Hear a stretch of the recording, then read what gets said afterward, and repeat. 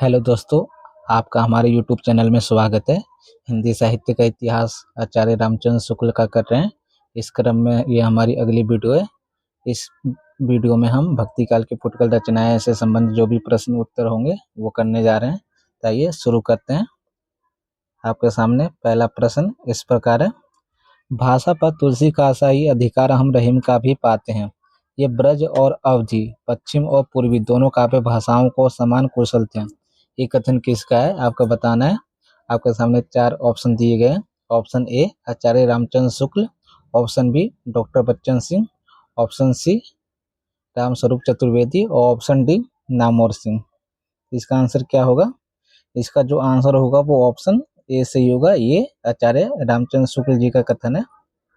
अगला प्रश्न, प्रश्न संख्या 2।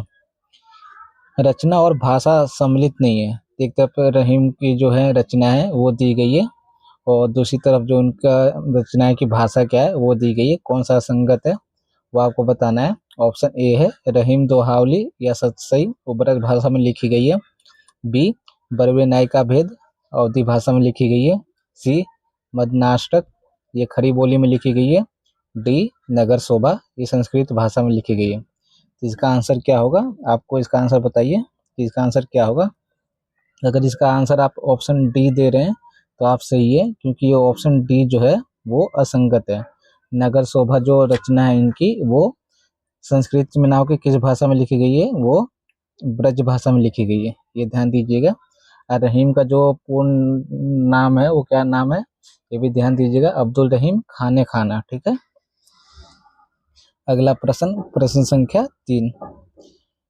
खेल कुतुकम नामक ज्योतिष का ग्रंथ संस्कृत और डैश की खिचड़ी कही जाती है। तो यहाँ पे जो फिल इन द ब्लैंक्स है उसके स्थान पर क्या आएगा आपको बताना है।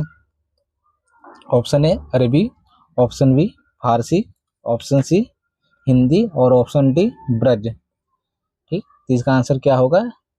इसका जो आंसर होगा वो ऑप्शन बी सही होगा। ये फारसी होगा। यहाँ पे ये जो खेल कुतुकम कैसे ग्रंथ है, ये एक ज्योतिष ग्रंथ है, ये भी ध्यान दीजिएगा। और इसमें कौन जो भाषाओं का जिक्र है, एक संस्कृत और फारसी की खिचड़ी कही जाती है, जिसे किसी प्रकार की भाषा बन के आती है।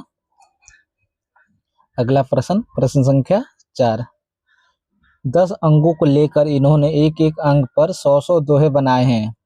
यहाँ पर इन्होंने किसके लिए प्रस्तुत किया गया है? तो यहाँ पे जो शब्द है किसके विषय में कहा गया है कि 10 अंगों को लेकर इन्होंने एक एक अंगों को लेकर इन्होंने 100 दोहे बनाए हैं। इसका आंसर दीजिए। ऑप्शन आपके सामने है। Option A Qadir, option B Mubarak और ऑप्शन सी बनारस मतलब option B Banarasi Das, option C Mubarak और ऑप्शन डी रहीम। आपके सामने 4 ऑप्शन है। तो इसका आंसर क्या होगा? और हो सके तो उनकी रचनाओं का भी नाम बताइए जो इन्होंने एक एक अंक को लेकर 100 दोहे लिखे हैं। तो इसका जो आंसर होगा वो ऑप्शन सी सही होगा। ये मुबारक की बारे में विषय में बात कर रहे हैं। इन्होंने जो रचनाएं लिखी है वो अलग शतक, ठीक, और दूसरा क्या है तिलक शतक। तिलक शतक ये 2 रचनाएं हैं जिनको एक एक अंक को लेकर इन्होंने 100 दोहे बनाए हैं। ठीक है। इनका पूरा नाम क्या है? तो इनका जो पूरा नाम है वो सैयद मुबारक अली बिलग्रामी। ये बिलग्राम के थे इसलिए अपना सरनेम क्या लगाते हैं? बिलग्रामी। ठीक है। अगला प्रश्न, प्रश्न संख्या 5। बनारसी दास के विषय में सही कथन नहीं है। तो कई बार प्रश्न में ये भी ध्यान दीजिएगा कि कथन प्रश्न क्या पूछा गया है। कई बार ये नहीं शब्द लोगों को दिखाई नहीं देते और आंसर जल्दीबाजी में गलत कर देते हैं, तो ये ध्यान दीजिएगा। ऑप्शन ए बनारसी दास जैन, ये जौनपुर के रहने वाले जैन जोहरी थे। बी अपना जीवन वृत्त अधकथानक नामक ग्रंथ में लिखते हैं। ऑप्शन सी युवावस्था में उनका आचरण अच्छा ना था और उन्हें कुष्ठ रोग भी हो गया था, पर पीछे ये संभल गए थे। ऑप्शन डी ये बनारसी विलास फुटकल कवितों का संग्रह है, ये नाटक समय सार इनके ग्रंथ नहीं है। तो इसका आंसर क्या होगा? तो इसका जो आंसर होगा वो ऑप्शन डी सही होगा। ये जो है वो उन्हीं के ग्रंथ है। ठीक है। यहाँ पे नई शब्द नहीं आएगा। ठीक है। तो ये ध्यान दीजिएगा। इसका आंसर ऑप्शन होगा वो ऑप्शन डी सही होगा। अगला प्रश्न, प्रश्न संख्या 6। यहाँ पे एक पंक्ति दी गई है, उसके विषय पर आपको बताना है कि किसका परिचय की बात करते हैं, ठीक है। तो दीक्षित परशुराम दादा है विदित नाम, जिन कीनो जग जागी विपुल बड़ाई है।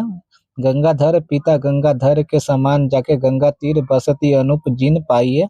महाजन मानी विद्यादान हूँ में चिंतामणि, हीरा मन दीक्षित ते पाई पंडिताई है।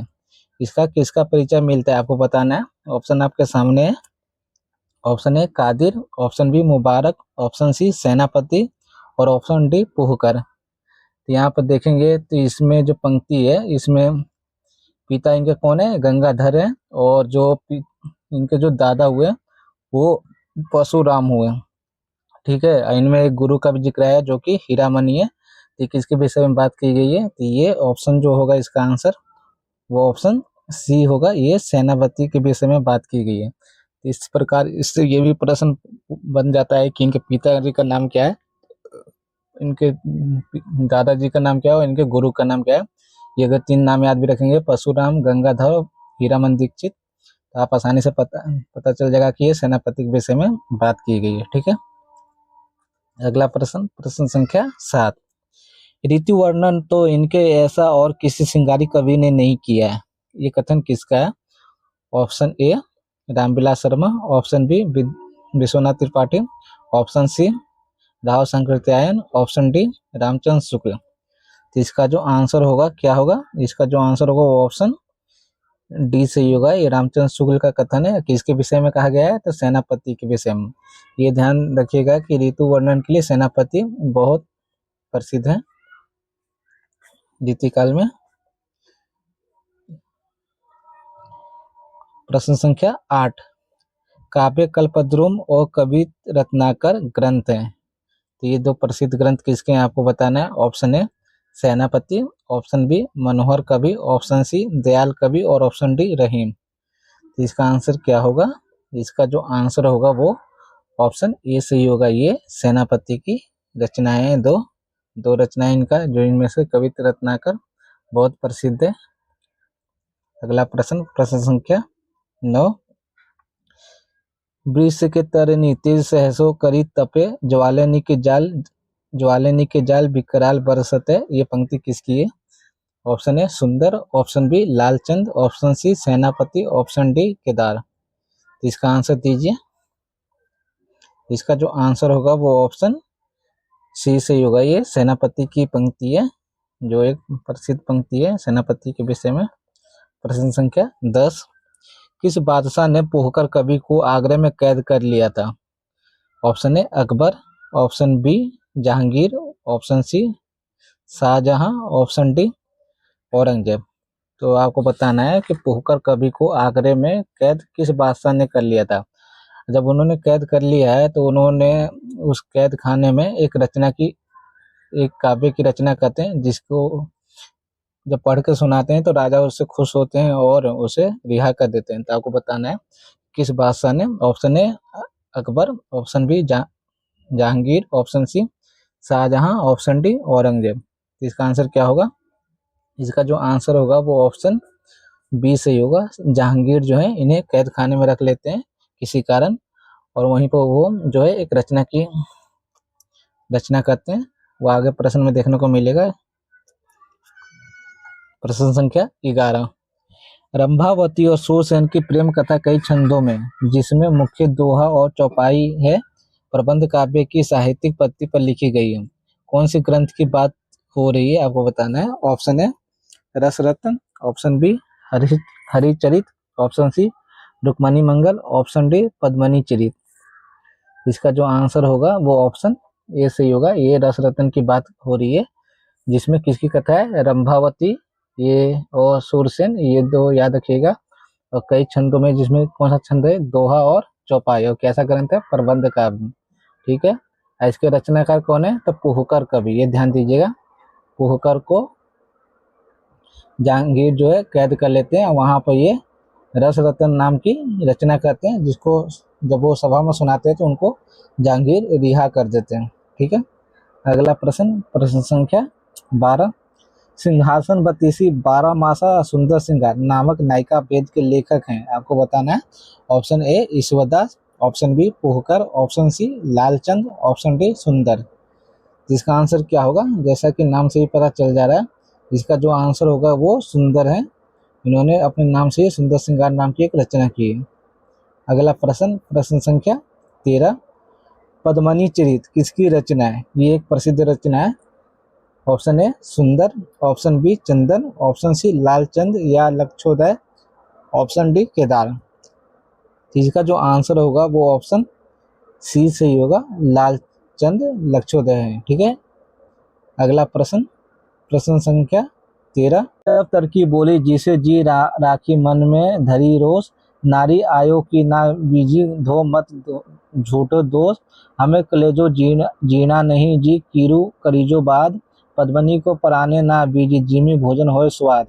पंक्तियां किस ग्रंथ से ली गई है? Option A Padmavati, option B Padmini Charit, option C Haricharit और ऑप्शन डी रुक्मणी मंगल।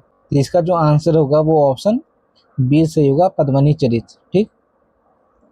अगला प्रश्न, प्रश्न संख्या 14, यहाँ पर कुछ ग्रंथ दिए गए हैं, आपको बताना है कि ऐतिहासिक पुरानी ग्रंथ नहीं है। तो यहाँ पे कौन सा ऐतिहासिक पुरानी ग्रंथ नहीं है आपको बताना है। ऑप्शन ए रामचरित तुलसी का है, बी हरिचरित लालदास का है, सी मोरा धोला मारूरा दुहा प्राचीन, डी रुक्मणी मंगल। तो इसका आंसर क्या होगा? इसका जो आंसर होगा वो ऑप्शन सी सही होगा, क्योंकि जो ढोला मारूरा दुहा है ये ऐतिहासिक ग्रंथ नहीं है, कैसी है? कल्पित ग्रंथ है। ठीक। तो इसका आंसर ये होगा। और भी जो ऐतिहासिक ग्रंथ कौन से हैं? तो एक तो रामचंद्र का भी है, सुदामा चरित है जो नरोत्तम दास का है, वीर सिंह देव चरित है जो केशव का है। तो ये ऐतिहासिक ग्रंथ है।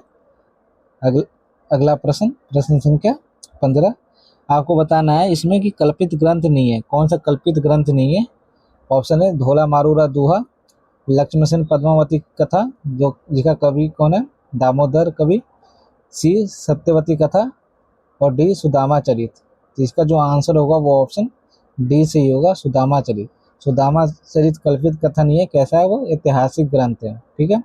और जो रस रतन है पुहकर कवि द्वारा, वो भी कैसी है? कल्पित कथा है वो भी। अब पद्मिनी चरित लालचंद का जो जिसका हमने 2 प्रश्न पहले आंसर देखा था, तो ये भी कल्पित है। और कनक मंजरी काशीराम की, ये भी कल्पित है, ये ध्यान दीजिएगा। तो आज के लिए इतना ही। आज हमारा ये भक्ति काल खत्म हुआ। आने वाले जो वीडियो होंगे उससे हम संबंधित रीतिकाल से संबंधित प्रश्नोत्तरी करेंगे। तो आज के लिए धन्यवाद।